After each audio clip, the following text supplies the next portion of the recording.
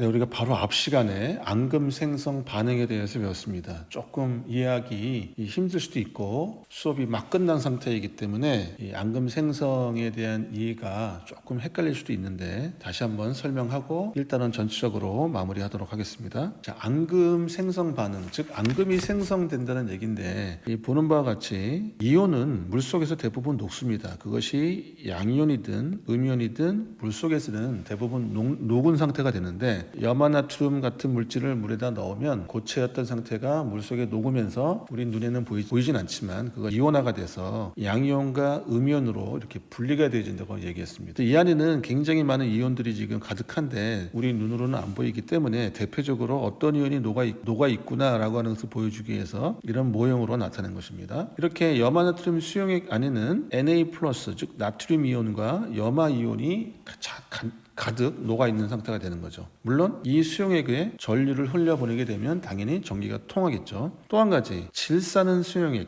질산은이라고 하는 즉 AgNO3라고 하는 고체 물질을 물에다 녹이면 이런 식으로 은이온과 질산이온으로 분리가 되어져서 물에 이렇게 녹게 되어 있죠. 즉 이처럼 양이온과 음이온은 물속에서 녹아있는 상태가 되는데 그 양이온과 음이온 중에서 어떤 특정한 양이온과 음이온을 섞으면 즉 이 두 용액을 A용액과 B용액이라고 한다면 이 두 용액을 섞으면 각각 녹아있던 이온 중에서 어떤 양이온과 어떤 음이온이 만나게 되면 녹아 있어야 될 이온이 물에 녹지 않는 형태의 어떤 침전물이 생기는데 그것을 우리가 앙금이라고 한다는 것입니다. 마치 우리 단팥빵의 단팥을 앙금이라고 부르는 것처럼 과학에서는 양이온과 음이온이 물속에서 만났을 때 생성되는 물에 녹지 않는 그런 침전물을 앙금이라고 한다는 것입니다. 그러면 이 앙금의 종류를 우리가 알아야지 될 텐데 교과서에서는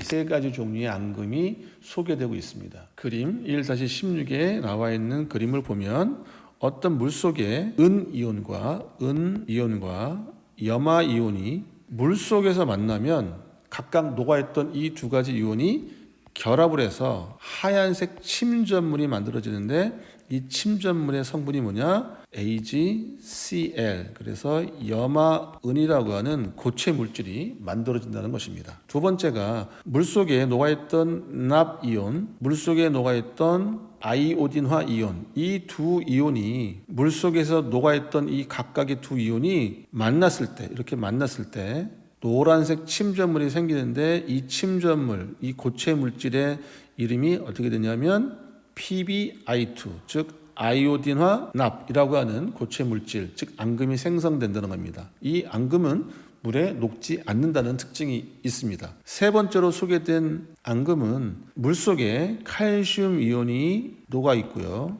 또한 탄산 이온이 녹아 있는데 각각 녹아있던 이 칼슘 이온과 탄산 이온이 서로 이렇게 만났을 때는 눈에 보이지 않던 이 각각의 양이온과 음이온이 물속에서 만나게 되면 이렇게 흰색의 침전물인 앙금이 생성되는데 이 흰색 앙금의 이름이 CaCO3, 탄산칼슘이라고 하는 앙금이 생성된다는 것입니다. 교과서에서 소개한 AgCl이라고 하는 앙금, PbI2 아이오딘화 납 앙금, CaCO3 탄산칼슘 앙금, 이 세 가지 앙금은 반드시 기억해 줘야 됩니다. 그래서 여러분들은 이 세 가지를 꼭 기억해 주시고요. 그럼 앙금의 종류는 이 세 가지밖에 없느냐? 아닙니다. 이것 말고도 굉장히 많은데 일단 앙금 생성이 왜 생기는지에 대한 이유와 어떤 양이온과 어떤 이온이 만났을 때 앙금이 생성되는지 이 세 가지 종류만 여러분들이 정확하게 이해하고 있다면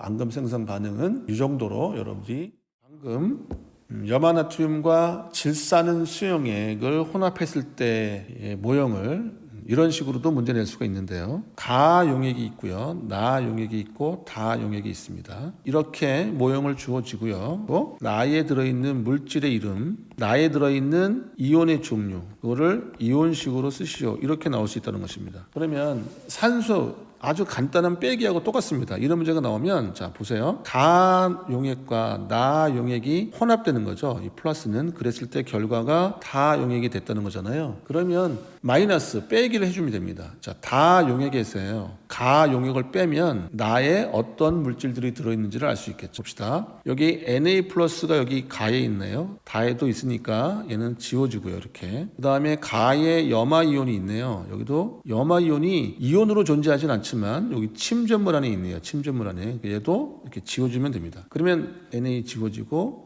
이것도 지워지고 이렇게 남아있는 게 뭐가 남냐, 여기 NO3가 남고요. 이렇게 또 여기 A라고 하는 물질이 남네요. 그렇다면 여기 들어있는 나에 들어있는 이온이 뭐냐라고 할 때는 그대로 NO3 마이너스 적고요. 여기도 하나 있으니까 얘도 그대로 적고요. NO3 마이너스. 그리고 남아있는 게 얘도 지워주면 되겠죠. 남아있는 게 저 Ag잖아요. 그러니까 은 이온은 플러스니까 Ag 플러스 이렇게 두 개 적어주면 됩니다. 그래서 2번 문제, 이온의 종류가 뭐냐고 할 때는 Ag 플러스 이온과 NO3 마이너스 이온이 있다라고 적어주면 되고요. 1번 물질의 이름이 뭐냐고 할 때는 AgNO3라고 이렇게 적어주면 됩니다.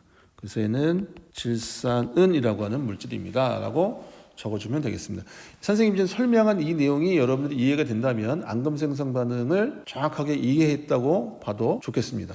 한 가지 더 예를 들어보겠습니다. 자, 가 용액과 나 용액을 섞었더니 다 용액이 됐다는 겁니다. 자, 그러면 가에 들어있는 이온을 보니까 질산 이온이 있고요. 두 개가 있고 PbE 플러스라고 하는 납 이온이 녹아 있네요. 나 수용액에는 칼륨 이온과 아이오디나 이온이 녹아 있습니다. 이렇게 각각 녹아있던 양이온, 음이온이 가와 나를 섞으면 이 가에 있던 납 이온과 나에 들어있던 아이오디나 이온이 서로 만나서 뭐가 되냐면 PbI2라고 하는 침전물, 즉 앙금이 생성된 것을 이 그림으로 우리가 이해할 수 있어야 됩니다. 자, 이때 문제, 1번 문제, 가나다 용액 중에서 전류가 흐르는 것은 어떤 겁니까? 라고 한다면 전류가 흐르는 것은 양이온과 음이온이 들어있어야 되겠죠. 자, 가도 여기 양이온, 음이온 들어있고요. 나도 양이온, 음이온 들어있고요. 다도 보니까 PbI2라고 하는 침전물이 생겼지만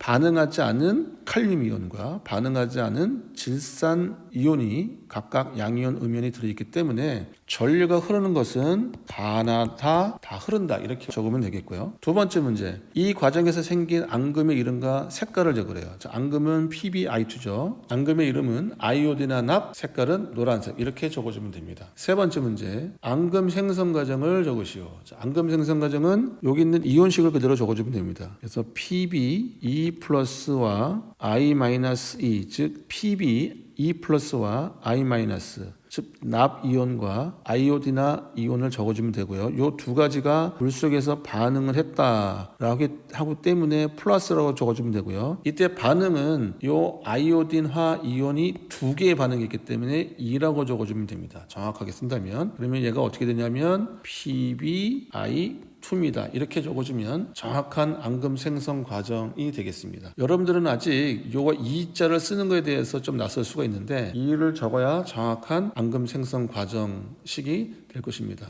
참고로 알아두시고요. 여러분들이 꼭 기억해야 될 것은 요 앙금의 이름과 색깔, 그 다음에 왜 전류가 다 흐르는지에 대한 이해, 그 다음에 납 이온과 아이오딘화 이온이 만나면 물속에서 PbI2라고 하는 노란색 침전물인 앙금이 생성된다고 하는 사실 정리하고 설명한 것을 지금 이해했으면 수업을 잘 따라왔다고 봐도 무방합니다. 페이지 43쪽 두 얼굴의 앙금, 이 탄산칼슘에 대한 이야기를 꼭 읽어보라고 했으니까 영상을 잠시 멈추고 이 기사를 먼저 읽고 다시 수업에 참여해 줬으면 좋겠습니다.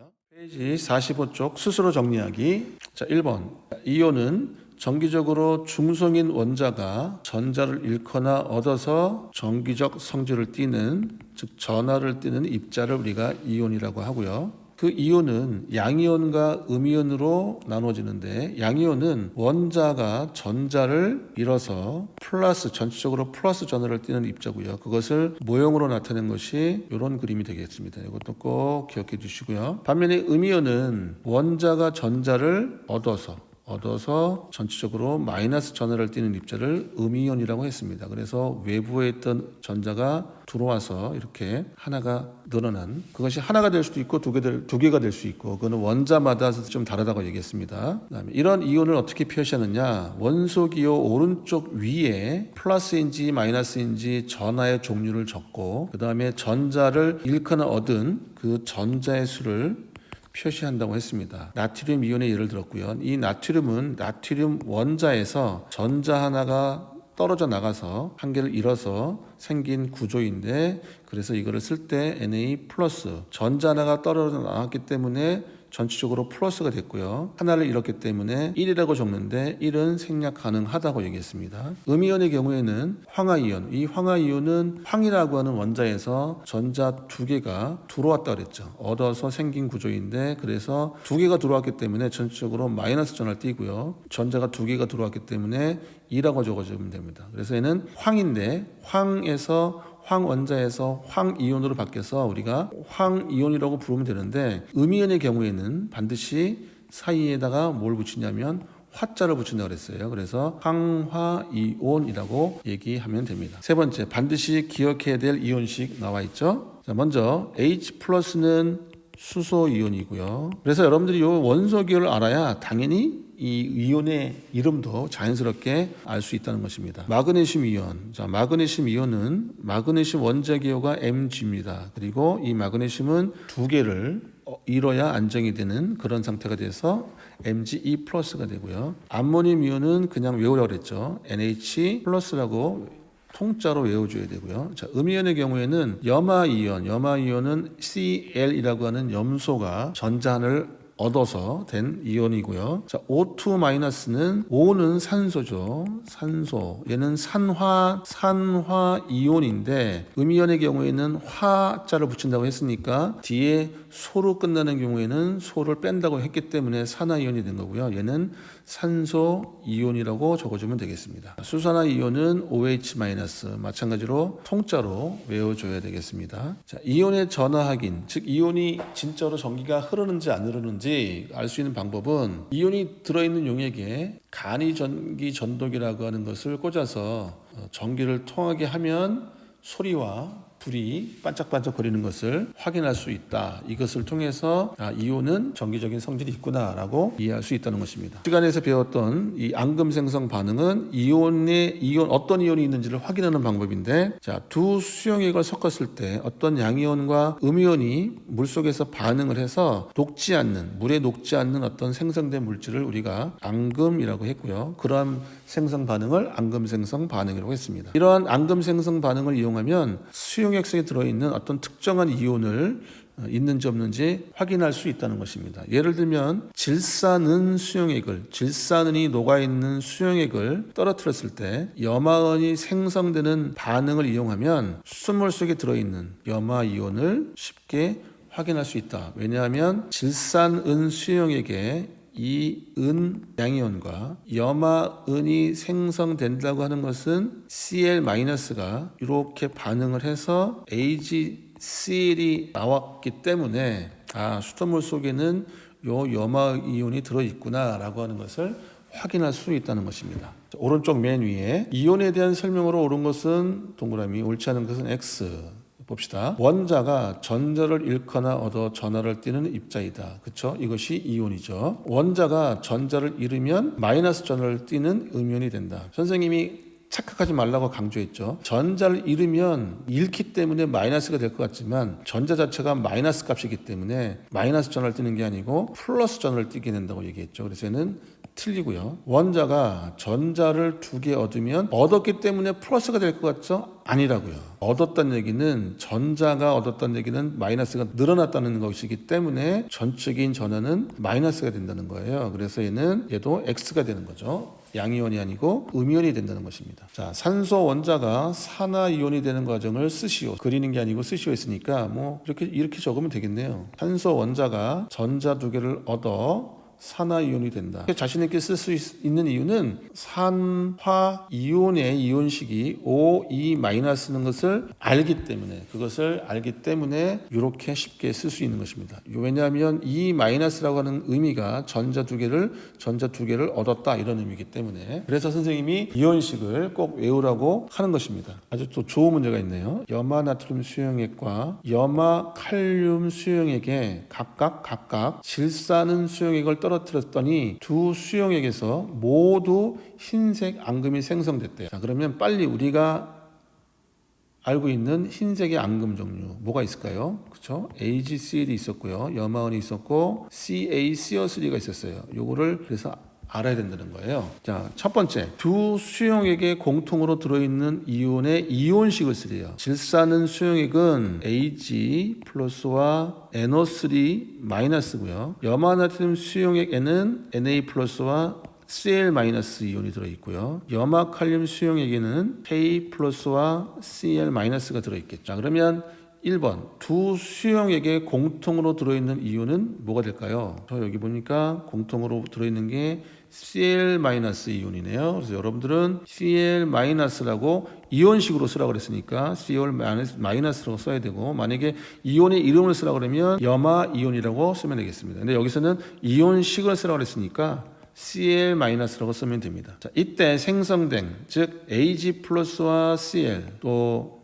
여기도 Ag 플러스와 Cl 공통적으로 생성된 흰색의 이름은 앙금의 이름을 쓰라고 그랬으니까 염화은이라고 쓰면 되겠죠. 앙금의 종류를 쓰라고 그러면 AgCl이라고 쓰면 되겠고요. 일단은 내용을 마무리하도록 하겠습니다. 페이지 46쪽, 47쪽 객관식 네 문제, 소수령 5문제. 이 문제는 각자 시간 내서 정리해 보도록 하시고요. 이번 형성평가에는 총 25문제고요. 총 객관식 문제고요.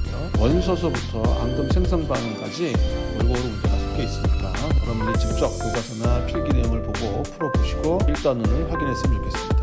다음 시간에는 2단원 전기와 자기에 대한 이야기를 시작하도록 하겠습니다. 주말 잘 쉬고요. 다음 주에 보도록 하겠습니다. 수고했습니다.